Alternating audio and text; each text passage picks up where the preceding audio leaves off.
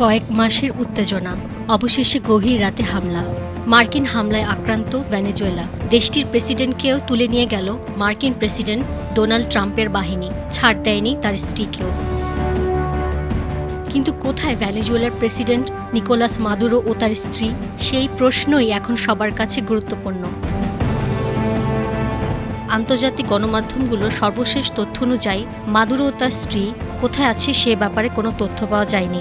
BBC জানিয়েছে এই ব্যাপারে তারা কিছুই জানতে পারেনি।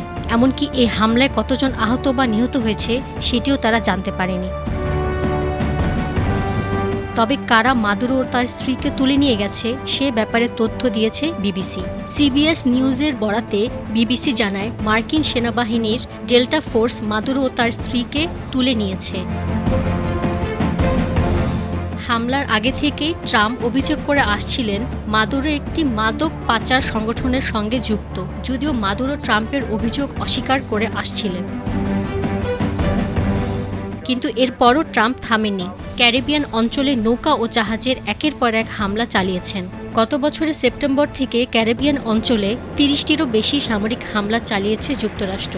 এসব হামলায় ১০০রও বেশি মানুষ নিহত হয়েছে। এসব হামলাই ছিল ট্রাম্পের সরাসরি নির্দেশে, এমনটাই জানিয়েছে পেন্টাগন।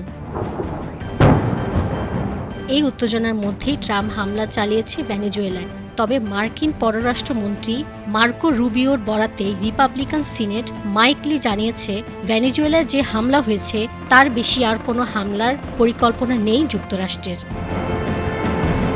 রাহনুমা নূর, স্টার নিউজ।